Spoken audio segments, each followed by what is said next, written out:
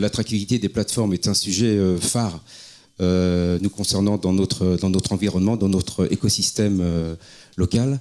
Donc je suis très heureux d'ailleurs d'avoir parmi nous, donc il y a à la fois le port, il y a à la fois des logisticiens, il y a la douane, il y a également une opératrice, donc jeune société, donc qui nous fera un témoignage justement, en fait un retour d'expérience sur justement en fait sa nouvelle activité et la mise en place justement de son entrepôt. Je pense que c'est un témoignage. Il n'y a pas forcément en fait que des gros opérateurs. Donc il faut également en fait pouvoir donner la parole et pouvoir dupliquer justement d'autres modèles.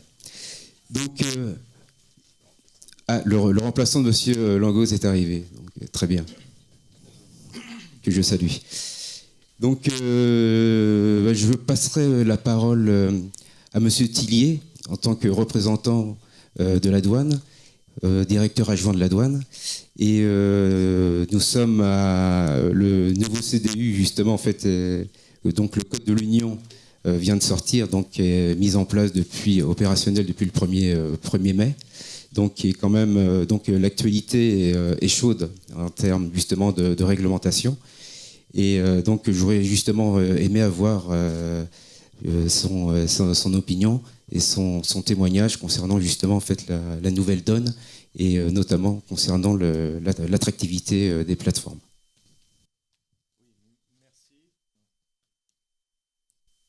Merci. C'est bon, ça marche.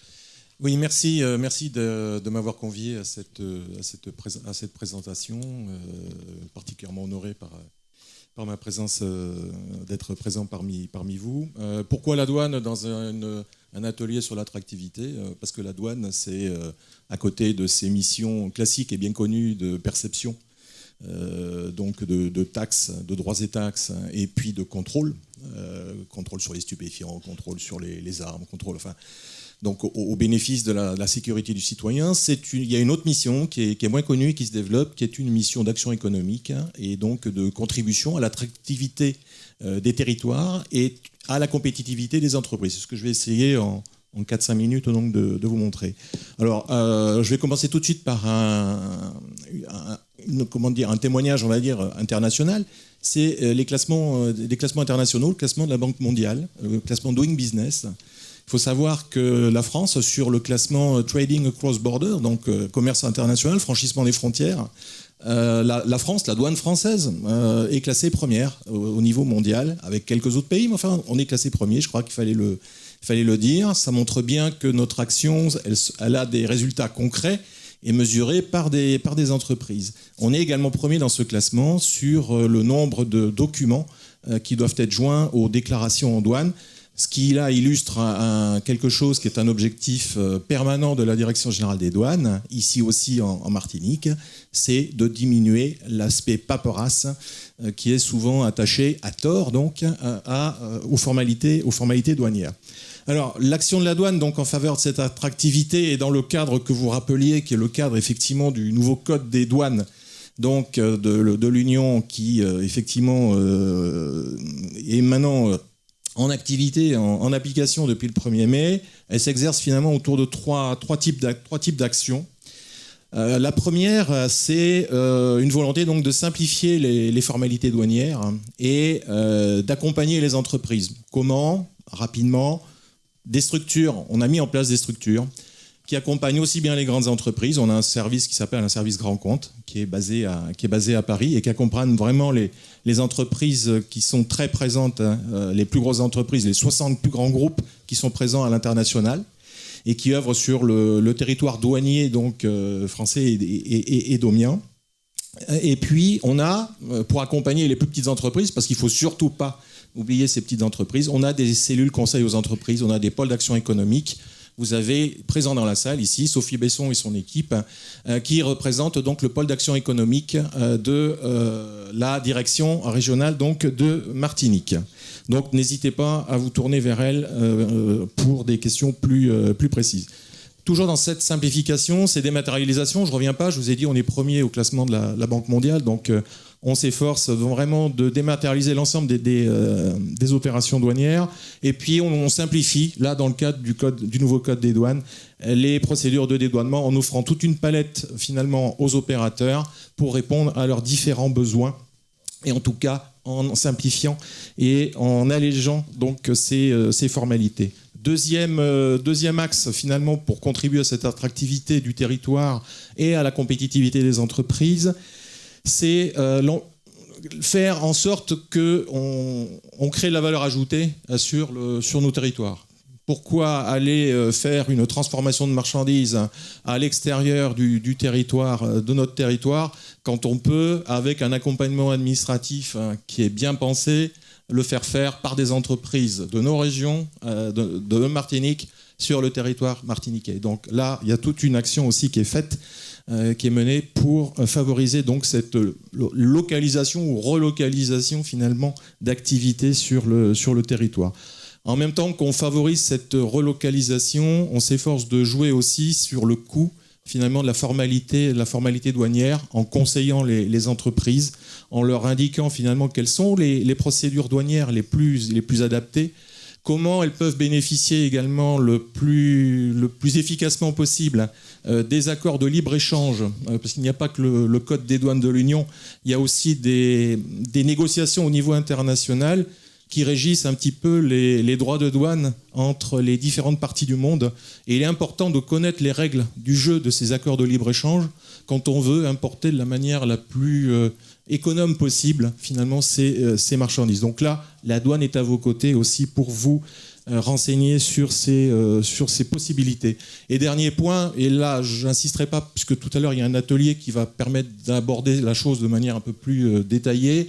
Il y a des régimes particuliers, donc des régimes de ce qu'on appelle le perfectionnement actif, ce qu'on appelle l'admission temporaire, la zone franche qui fera l'objet de l'atelier et qui permettent là, avec des procédures qui sont très simplifiées, en tout cas pour la zone franche, de travailler douanièrement parlant en exemption, en suspension de droits et taxes. Donc c'est un moyen aussi de travailler sur le coût de la marchandise importée. Et dernier point, dernier axe finalement de notre action, c'est fluidifier les échanges. Fluidifier les échanges, déjà, tout à l'heure je faisais allusion à une des missions prioritaires de la douane, qui est une mission de contrôle. Certes, on contrôle, je ne vais pas vous dire le contraire, mais il faut savoir que nos contrôles, même si on les exerce et on les exerce bien, je pense, en tout cas, je pense que les autorités politiques sont contentes de notre action. Il faut savoir que 95% des opérations de dédouanement sont réglées en moins de 5 minutes.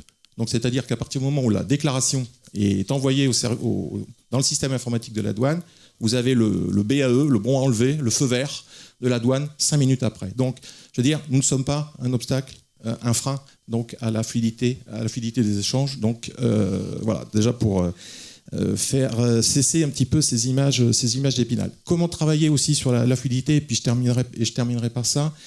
La douane, c'est un acteur de la supply chain. Et on se vit comme ça. Et donc, notre action, y compris notre action de contrôle, elle est conçue dans ce cadre-là, c'est-à-dire en adaptant nos procédures de contrôle, nos méthodes d'investigation et de contrôle, en tenant compte des contraintes des différents acteurs de la supply chain, dont certains sont représentés avec moi à cette table. Donc, on interface nos outils de dédouanement avec notamment quelque chose, puisque le directeur du port qui est là, avec les Cargo Community Systems, qui sont des outils de gestion logistique, finalement, de la circulation des marchandises sur les ports. Et cet interfaçage que nous avons réalisé déjà depuis plus de 30 ans, donc c'est quelque chose qui est ancien, permet en tout cas une circulation beaucoup plus fluide, à la fois des données sur le port, concernant les marchandises, et surtout la sortie des marchandises. Voilà ce que je voulais indiquer ce matin. Merci. Merci à vous, Monsieur Tullier, de cet éclairage côté douane. Donc je passerai la parole à Monsieur Mayenob, Didier Mayenob, qui représente Frigodome, donc installé sur les dômes, hein, donc quasiment sur l'ensemble des dômes. Et bon, il en parlera justement. Il pourra nous présenter un petit peu l'organisation. Merci et bonjour à tous. Oui, je suis Didier Mayenob et je suis donc l'instigateur et le propriétaire de 2 enseignes qui s'appellent Frigodome et Logidome. Frigodome est une logistique de produits frigorifiques. Et donc, négatives et positives. Et Logidom est la même activité, mais dans le domaine des produits secs. Depuis 2003, nous avons développé des bâtiments neufs et modernes, que ce soit en Guyane, en Guadeloupe, en Martinique, à Saint-Martin, à La Réunion et récemment en Nouvelle-Calédonie. En fait, donc, le but de ces dépôts, c'est la mutualisation des stocks pour le compte de nos clients. Et cette mutualisation des stocks a eu un effet très direct sur le coût de revient des produits, puisque partager l'amortissement des bâtiments, du matériel, du personnel, réduit de 10 à 15% les coûts logistiques que l'on peut avoir à titre privé. Donc ça a un effet très important sur le coût de revient des produits. Et alors qu'il était très difficile de monter ce genre de dépôt en 2004 parce qu'un petit peu trop précurseur, aujourd'hui on s'aperçoit qu'on a énormément de demandes de la part de nos clients qui veulent se recentrer sur leur corps de métier, c'est-à-dire le commercial, et nous déléguer toute la colonne vertébrale logistique, que ce soit au départ de la métropole jusqu'à l'arrivée aux Antilles, la préparation de commandes jusqu'à la livraison de leurs clients. Donc c'est un développement croissant et qui était peut-être un petit peu plus compliqué dans le domaine du sec parce que nous apportons moins de plus-value sur le traitement des produits, mais il s'avère qu'il y a une très grosse demande maintenant dans ce domaine. Voilà. Donc, ce qui est important aussi, c'était de créer des unités qui soient compatibles et uniformes sur chaque DOM, c'est-à-dire pour favoriser l'intercommunication entre les DOM. Et il est évident que si nous pouvions fluidifier les transports inter-îles, à raison de 2 à 3 livraisons par semaine, notamment entre la Guadeloupe, cela pourrait laisser entendre qu'on pourrait avoir un seul stock unique dans un hub qui permettrait donc de diminuer les stocks à plus forte raison et la multiplicité des stocks dans chaque département. De même, donc, comme nous venons de le voir, nous développons tous ces outils en dépôt sous douane, ce qui permettrait de travailler au niveau et à travers la Caraïbe pour une distribution qui est totalement déportée.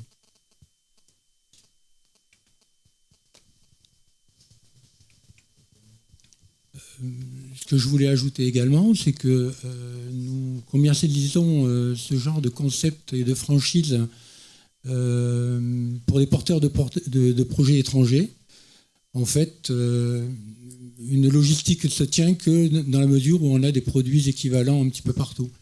Et il est très difficile de maîtriser les flux si le pays de destination n'est pas à même de pouvoir réceptionner ces produits. Il faut savoir que nous informatisons tous les produits pour la fluidité en amont et en aval.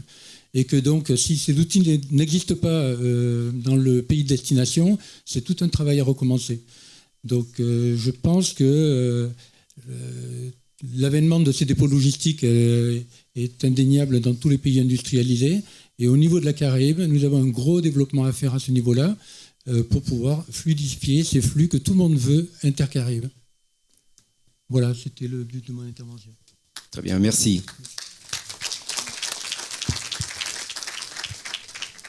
Alors, Madame Mayenob, donc pour poursuivre, alors je vous demanderai en fait de faire relativement court, de façon en fait à pouvoir favoriser les échanges à l'issue justement de la Madame Capitelli, tout à fait, pour pouvoir justement favoriser les échanges avec le public, s'il vous plaît. Bonjour à tous. Donc je voulais simplement terminer ce qu'a dit Monsieur Mayenob en parlant de la partie douane, justement, puisque nous sommes entrepôt sous douane et qu'il y a des possibilités pour les importateurs, puisque nous avons plusieurs possibilités de stocker ces produits venant de pays tiers, de plusieurs manières. En mettant donc à l'arrivée des marchandises les produits en MDT, magasin dépôt temporaire, ou en dépôt sous douane. Donc c'est 2 possibilités pour justement, par exemple, des produits venant de la Caraïbe qui pourraient transiter chez nous, pour être ensuite remis sur le marché. Et il y a également une autre possibilité qui est le RFS, RFSI, qui permet donc de faire venir de la marchandise, de la laisser sous douane sans payer les frais de TVA, pour ensuite ces produits seraient soit destinés au transbordement, soit destinés à l'avitaillement, ou éventuellement une possibilité également supplémentaire qui est la transformation. Il y a possibilité de faire venir donc des produits et de les transformer sous douane, et ensuite soit de les mettre sur le marché, bien entendu, ou alors de les transborder pour que ces produits partent ailleurs. Voilà ce que je voulais dire simplement sur la partie douane. Mais merci à vous. Hein. Donc le grand port. Alors, je vais passer la parole à Katie Cotréville, qui est de la société Shop Camery. Donc avoir ton témoignage justement concernant la mise en place récente d'ailleurs de ton entrepôt. C'est un bon retour d'expérience et ça permettrait justement en fait de suivre et puis d'expliquer le parcours. Bonjour à tous, merci pour l'invitation. Alors je suis Katie Cotréville, la fondatrice de Camery Shop. Donc c'est un site de vente en ligne qui redistribue des créations de créateurs caribéens. Donc ce sont principalement des vêtements, chaussures, accessoires, bijoux. Ce sont des créateurs qui viennent, comme je viens de le dire, de la Caraïbe, mais également des États-Unis, qui sont caribéens mais qui sont installés aux États-Unis ou en Europe. Donc ce sont des pièces qui viennent d'ailleurs et qui arrivent en Martinique pour être redistribuées au client final, au consommateur. Camery, c'est avant tout, donc pour bien vous expliquer un peu le concept, donc c'est un service tout d'abord aux créateurs, donc qui leur permet de mettre en place une collection donc de vêtements et d'accessoires, et ensuite qui est redistribué via le site de vente en ligne de Camery. Donc ce n'est que de la vente en ligne, donc l'entreprise est basée en Martinique. Donc ce sont des pièces qui sont destinées à être redistribuées, puisque Camery livre en Amérique du Nord, en Europe et dans la Caraïbe également. Donc ce sont des pièces qui sont destinées, une fois arrivées en Martinique, à repartir. Donc Camery est né en septembre 2014, donc c'est tout récent, on a 1 an et demi. Et donc pour éviter justement pour des pièces qui étaient destinées à repartir ailleurs, donc on a mis en place un entrepôt sous douane. Donc l'entrepôt sous douane se trouve dans l'entreprise, il n'est pas externalisé, il est au sein de l'entreprise, et cet entrepôt sous douane contient donc toutes les pièces qui viennent d'ailleurs pour être redistribuées par la suite aux clients. Voilà. Donc j'espère que j'ai essayé de faire court. Oui, merci.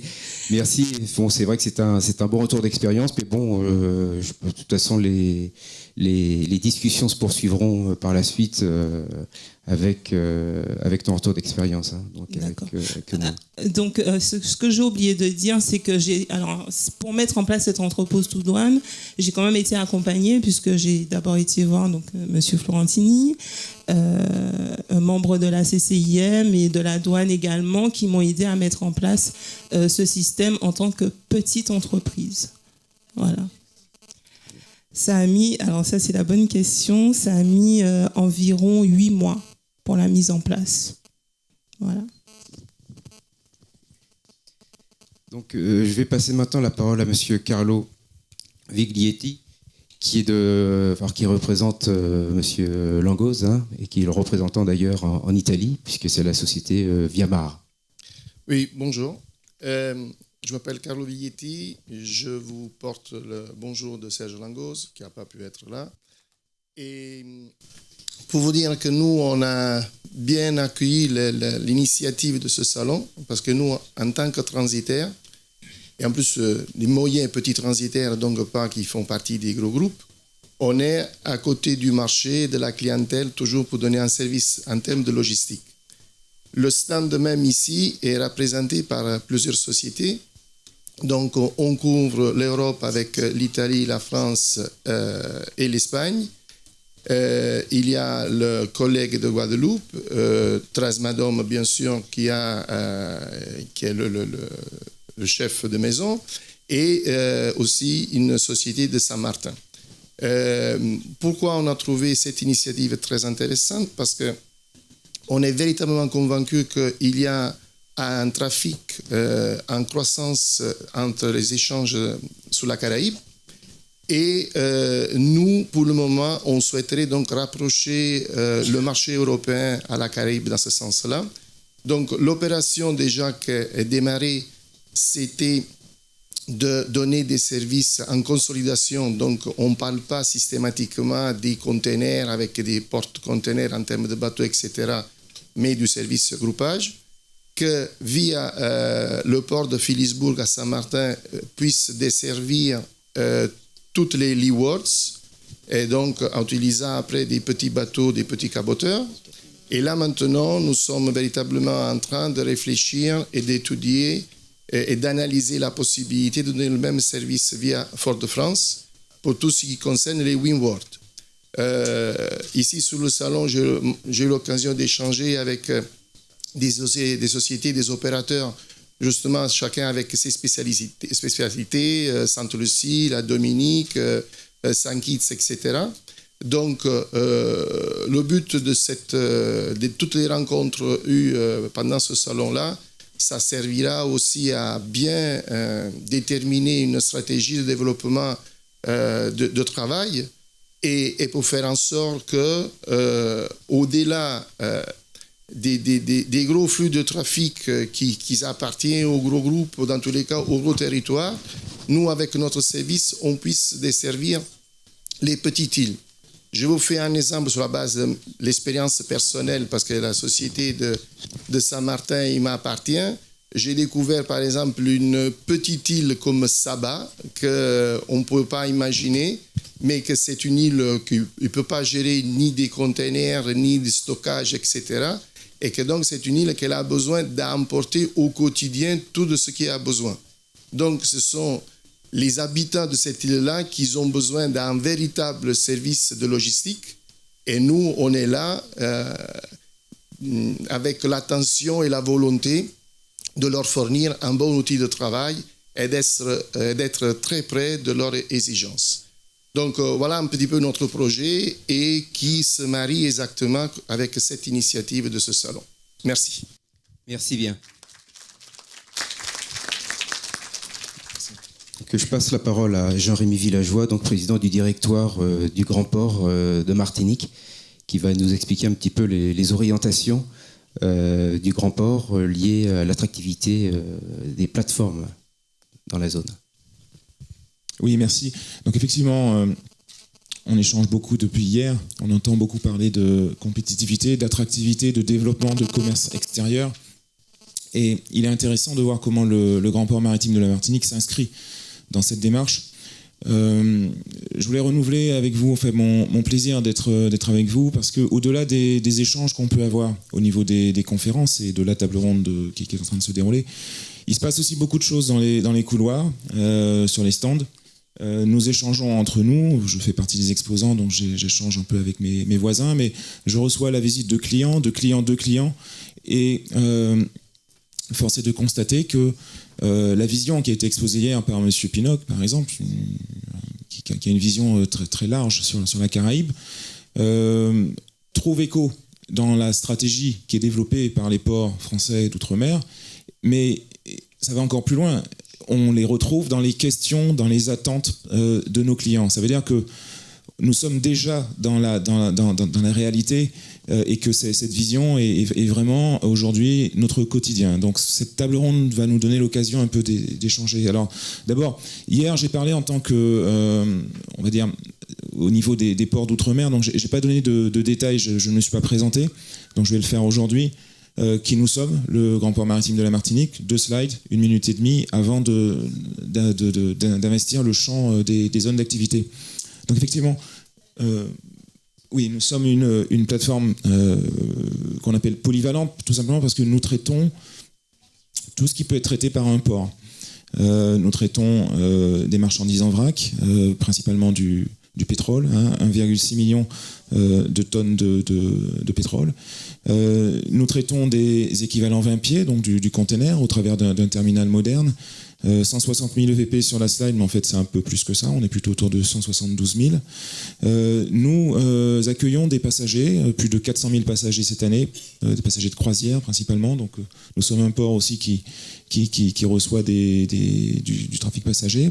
Et ce qui se sait peut-être un peu moins, mais qui fera l'objet d'un petit échange dans quelques minutes, nous avons aussi un pôle industriel qui est extrêmement intéressant puisque nous avons la capacité d'accueillir des navires de grande taille qui viennent se faire réparer dans un bassin de Radoub qui dispose d'infrastructures de plus en plus modernes et donc capacité d'importer du travail et de développer de l'activité créatrice d'emplois et de valeur ajoutée.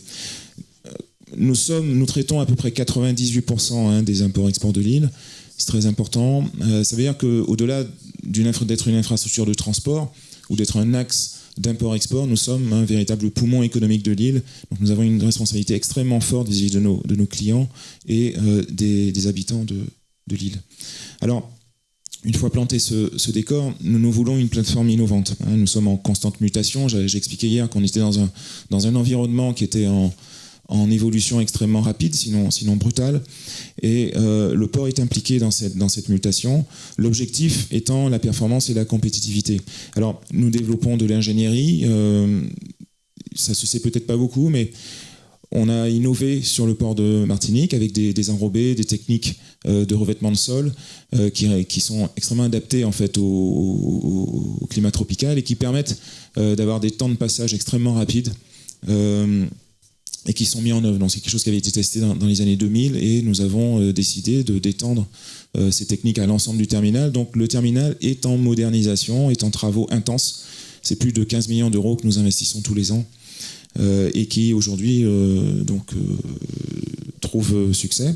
Ces investissements sont réalisés dans le respect de l'environnement et pour un coût finalement inférieur aux prévisions. Donc oui, c'est possible, je confirme ce que j'avais dit hier. Nous sommes capables de développer le port en gagnant sur la mer sans pour autant détruire l'environnement qui nous est très cher, parce que je rappelle, le port de Fort-de-France fait partie d'une baie remarquable qui est classée l'une des plus belles baies du monde. Donc nous avons une responsabilité environnementale et sociétale que nous devons pleinement assumer. Donc c'est, au-delà d'être une contrainte, c'est une responsabilité et quand on met les bonnes personnes autour de la table, on arrive à résoudre ces obstacles. Alors, Monsieur Tillier parlait de 5 minutes pour dédouaner, on n'en est pas encore à ce point-là pour sortir les containers du port.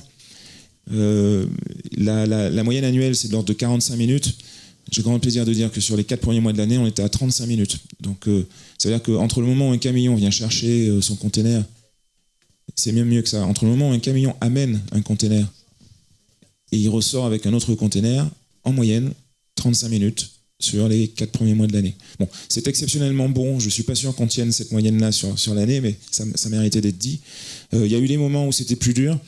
En général, en Martinique, il y a tellement d'embouteillages que si je dépasse la moyenne de 55 minutes, j'ai de sérieux problèmes. Les transporteurs viennent bloquer mon bureau. Donc, voilà. Alors, nous sommes donc définitivement dans le sens anglais. Donc, on est impliqué résolument dans cette dynamique et dans cette mutation. Tout simplement parce que nous devons servir le développement du commerce extérieur, le rayonnement et les besoins de nos clients. Et c'est ma dernière slide. Donc, l'objectif ultime, c'est de créer de la valeur, c'est de développer de l'activité. Le port est une voie de communication, mais donc Dr Pinnock nous disait il faut nous réinventer. Et donc, oui, les ports français se réinventent. En tout cas, le port de la Martinique le fait. Et donc, nous voulons dépasser cette vision, nous l'avons inscrit dans notre stratégie et force est de constater qu'aujourd'hui, ce que nous avons mis dans notre stratégie répond parfaitement aux attentes de nos clients. La seule difficulté, c'est que nos clients nous demandent à ce que ce soit fait pour hier. Malheureusement, ils devront attendre encore demain ou après-demain. Donc je leur demande d'être un petit peu patients, mais les choses sont en œuvre. Donc quelle est la question qui revient sur le salon? Comment je fais pour amener des matériaux ou de la matière qui provient de Chine, d'Espagne, d'Italie, on a vu tout à l'heure, de l'axe atlantique. Comment je fais pour aller voir mes clients qui sont dans la Caraïbe et qui ne reçoivent pas 175 000 EVP annuels, mais plutôt des palettes et sur des îles où il n'y a pas d'infrastructures aussi lourdes.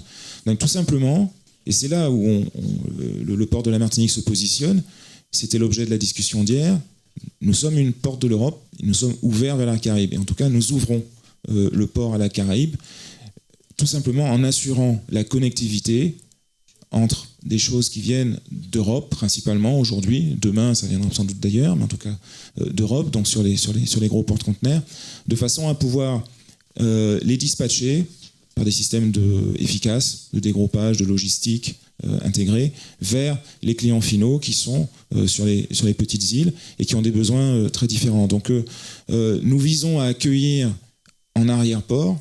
Et là, c'est en marche, puisque nous sommes en train d'acquérir 6 hectares de terrain. Ça peut sembler peu, 6 hectares, pour nos voisins de la Grande Caraïbe. Je vois les sourires. Je sais que Mariel a développé son arrière-port et que l'arrière-port de Mariel, c'est la moitié de la surface de la Martinique. Mais malheureusement, monsieur le préfet n'a pas voulu me donner toute la Martinique, donc on va se contenter de ce qu'on a.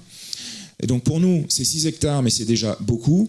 Il était hors de question de prendre le stade de Dillon, donc on s'est limité du bon côté de la route.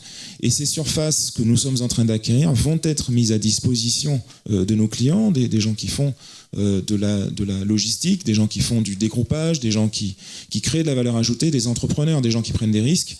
Et nous allons donc les accueillir sur ces surfaces avec des caractères incitatifs et intéressants de fiscalité donc, et douaniers, de façon à ce qu'ils puissent développer leur activité et que le port joue pleinement son rôle.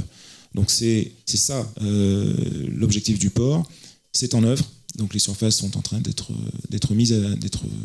récupérées, vont être viabilisées et vont être louées à des prix défiant toute concurrence, de façon à ce que nos clients puissent y développer leur activité. Donc voilà, petit mot de conclusion. Donc j'essaie vraiment aujourd'hui d'adresser les attentes de nos clients et des clients de nos clients, et je pense que c'est très intéressant, en tout cas pour nous, Grand Port Maritime de la Martinique, de confronter ce que nous faisons, ce que nous commençons à réaliser avec les visions et avec ce qui est déjà en place à une échelle bien évidemment cube ou dans les grandes îles de la Caraïbe, de façon à pouvoir échanger et de façon à avoir un échange et un dialogue qui soit un peu plus équilibré avec nos voisins de la Caraïbe. Merci. Merci. Merci messieurs, merci beaucoup.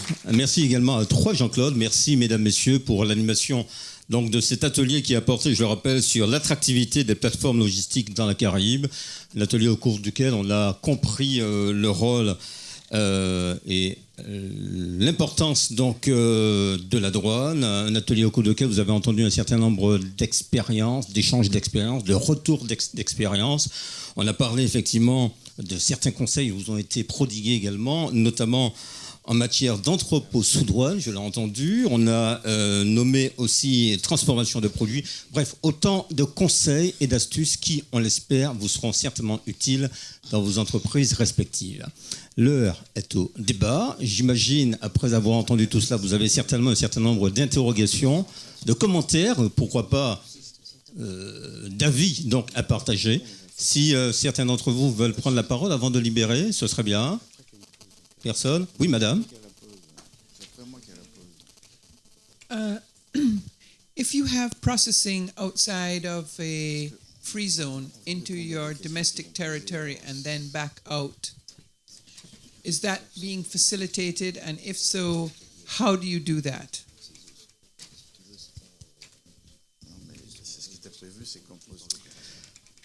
Qui va répondre? Monsieur Jean-Michel Tillier de la douane Martinique. Merci à vous. Oui, on a évidemment la possibilité.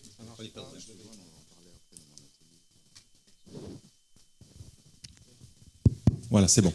Oui, on a la possibilité de faire des activités de stockage, de transformation, en vue d'une réexportation, qu'on soit à l'intérieur d'une free zone, d'une zone franche, ça sera l'atelier de tout à l'heure, hein, ou en dehors de toute zone franche, donc sur le territoire d'une manière générale.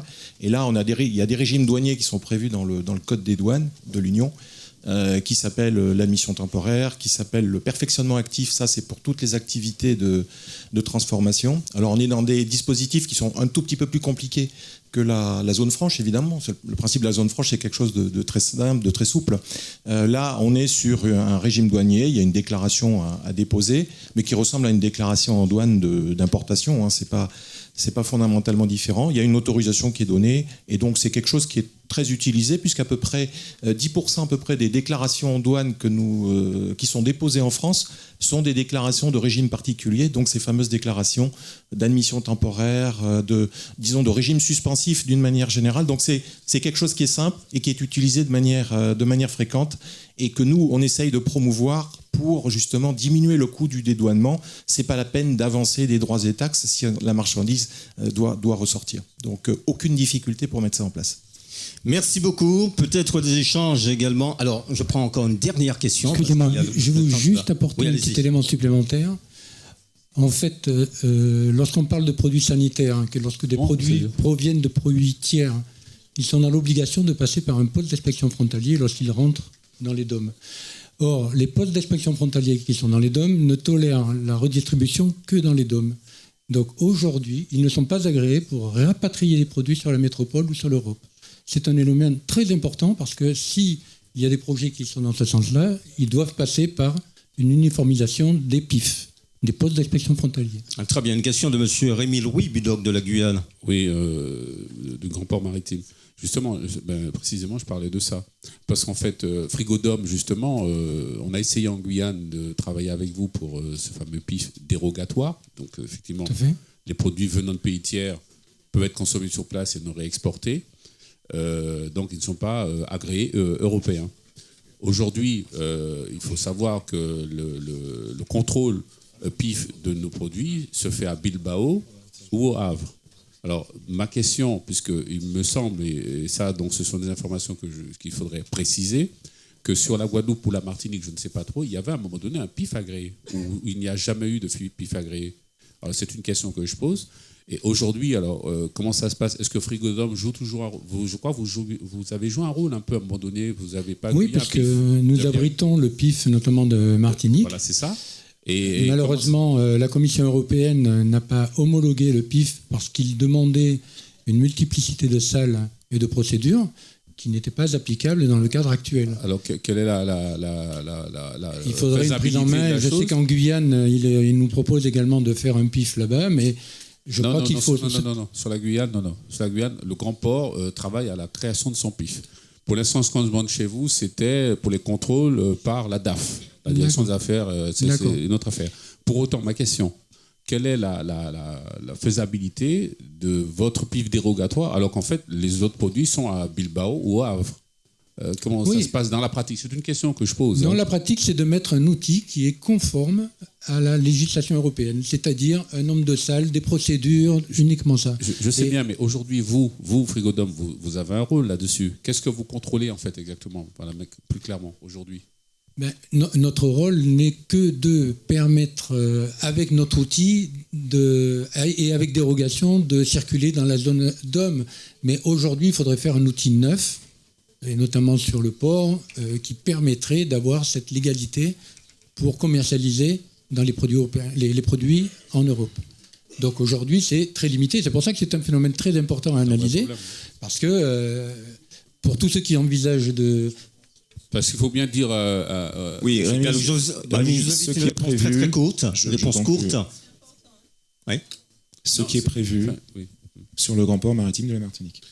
Parce que ce qu'il faut bien préciser... On mettra un PIF Pour répondre à la demande, le PIF est intégré en fait dans le projet d'extension entre le volet 1 et le volet 2, donc c'est un délai de 18 mois pour mettre ça en place, pour construire. C'est un investissement important, hein, c'est quelques millions d'euros. Hein, c'est pas... Enfin, en fait, c'est juste...